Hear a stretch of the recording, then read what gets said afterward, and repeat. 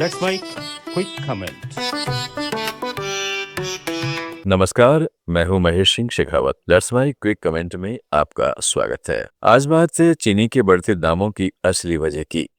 बाजार में मीठे स्वाद पर अचानक कड़वाहट छा गई है। महज एक महीने के भीतर भारत के खुदरा बाजारों में चीनी की कीमतें 48 रुपये 18 पैसे प्रति किलोग्राम से बढ़कर सीधे 55 रुपये 70 पैसे से 58 रुपये 20 पैसे प्रति किलोग्राम के स्तर पर पहुंच चुकी है। देश के कई राज्यों विशेष रूप से पूर्वोत्तर और सुदूर ग्रामीण क्षेत्रों में ये दरें 60 से 65 रुपये प्रति किलो के आंकड़े को भी पार कर चुकी हैं। आम आदमी की थाली से लेकर चाय की चुस्की तक हर चीज पर इसका सीधा असर दिख रहा है। सरकार, कृषि विशेषज्ञों और खाद्य मंत्रालय के संयुक्त आंकड़ों के अनुसार चीनी की कीमतों में आई इस अचानक तेजी के पीछे मुख्य रूप से 5 बड़े और निर्णायक कारण काम कर रहे हैं। पहला सबसे बड़ा कारण देश में चीनी के कुल उत्पादन अनुमान में आई भारी गिरावट और गन्ने की रिकवरी दर का कम होना है। चीनी सीजन 2025-26 के लिए शुरुआती दौर में कुल उत्पादन 343 लाख मीट्रिक टन रहने का अनुमान लगाया गया था, लेकिन फसल की वास्तविक स्थिति सामने आने के बाद यह अनुमान घटकर 306 लाख मीट्रिक टन पर सिमट गया। गन्ने का रकबा अच्छा होने के बावजूद गन्ने से चीनी निकलने की औसत दर 9.70% से गिरकर 8.91% रह गई है, जिसने सीधे तौर पर चीनी की उपलब्धता को कम कर दिया है। दूसरा प्रमुख कारण मौसम की अनिश्चितता और गन्ने की फसल में लगी जानलेवा बीमारियां हैं। देश के प्रमुख गन्ना उत्पादक राज्यों जैसे उत्तर प्रदेश, महाराष्ट्र, कर्नाटक में रेड डॉट और टॉप बोरर जैसी बीमारियों का प्रकोप देखा गया। इसके साथ ही कई इलाकों में समय से पहले हुए जल भराव ने गन्ने की मिठास और गुणवत्ता को काफी हद तक नुकसान पहुंचाया। तीसरा कारण आगामी त्योहारों के सीजन के चलते बाजार में मांग का एकदम से बढ़ना है। रक्षाबंधन, जन्माष्टमी, गणेश चतुर्थी, नवरात्रि और दिवाली जैसे बड़े त्योहारों के मद्देनजर थोक खरीदारों, बेकरी मालिकों, मिठाई निर्माताओं और शीतल पेय कंपनियों ने एडवांस में बड़े पैमाने पर खरीदारी शुरू कर दी, जिससे सप्लाई चेन पर दबाव बढ़ गया है।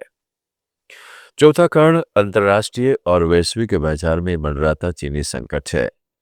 वैश्विक स्तर पर 2026-27 के फसल वर्ष के लिए चीनी का कुल घाटा लगभग 33 लाख मीट्रिक टन रहने का अनुमान जताया गया है।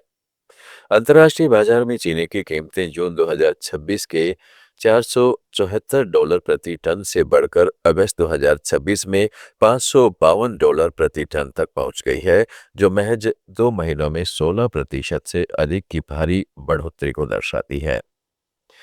पांचवा कारण घरेलू स्तर पर फैलती अफवाहें और सट्टेबाजी है। बाजार में चीनी की किल्लत होने की खबरों के बीच कुछ बड़े थोक व्यापारियों, बिचौलियों और मिलों ने चीनी का कृत्रिम अभाव पैदा करने के लिए जमाखोरी शुरू कर दी है। हालांकि सरकार ने इन अफवाहों के बीच स्पष्ट किया है कि इस तेजी का कारण इथेनॉल डाइवर्जन बिल्कुल भी नहीं है। वर्ष 2022-23 में जहां कुल चीनी का 12% हिस्सा इथेनॉल के लिए डाइवर्ट किया जाता था, वहीं 2025-26 में इसे घटाकर सिर्फ 9% कर दिया गया है और वर्तमान में इथेनॉल उत्पादन का लगभग 75% हिस्सा मक्का और अन्य क्षतिग्रस्त अनाजों से तैयार हो रहा है। भविष्य में पड़ने वाले आर्थिक और सामाजिक प्रभावों का विश्लेषण करें तो यह तेजी केवल चीनी तक सीमित नहीं रहने वाली है। चीनी आम उपभोक्ता की सीधी खपत के अलावा पूरे खाद्य प्रसंस्करण उद्योग की लीड है। बिस्किट, मिठाइयाँ, चॉकलेट, कोल्ड ड्रिंक्स, आइसक्रीम और बेकरी उत्पादों में चीनी का व्यापक इस्तेमाल होता है।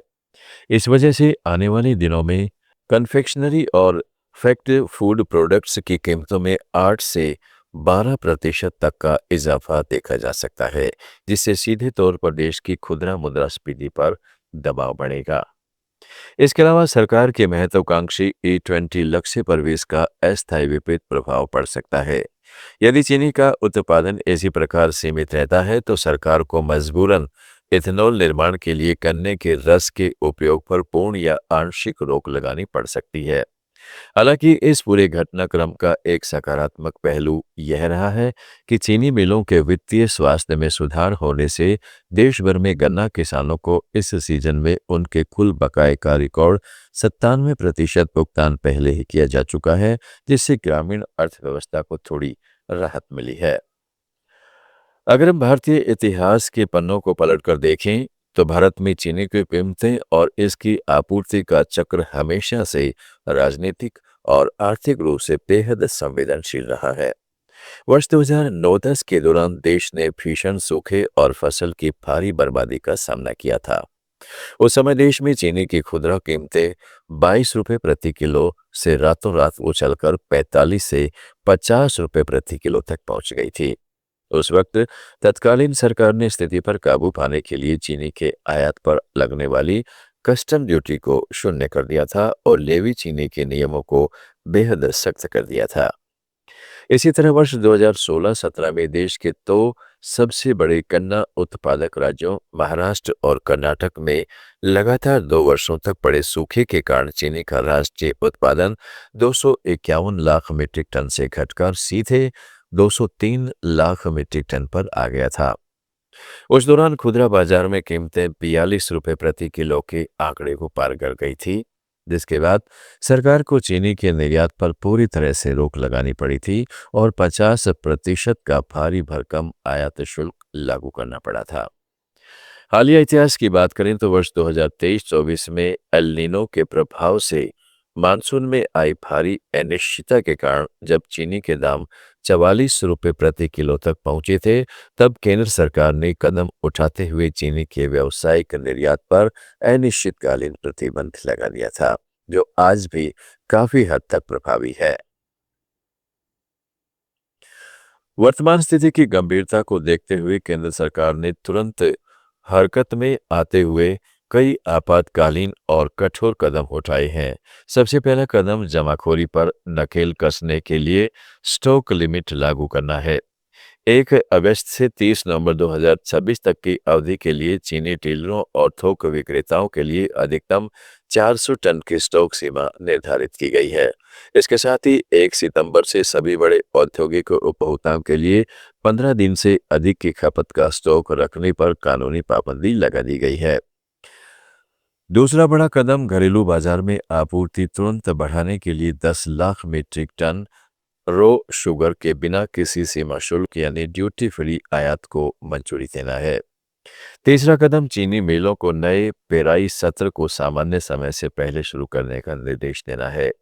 चीनी मिलों को 15 अक्टूबर 2026 से ही पेराई शुरू करने की सलाह दी गई है, जिससे अक्टूबर के भीतर ही बाजार में नया उत्पादन 3 से 4 लाख मीट्रिक टन से बढ़कर 10 लाख मीट्रिक टन से अधिक हो जाएगा। चौथा और सबसे सख्त उपाय बाजार में भौतिक सत्यापन और छापेमारी की कार्रवाई है। केंद्र और राज्य सरकारों की प्रवर्तन टीमों द्वारा चीनी मिलों, निजी गोदामों और बड़े व्यापारियों के ठिकानों पर लगातार दौरे किए जा रहे हैं ताकि सट्टेबाजी को पूरी तरह खत्म किया जा सके।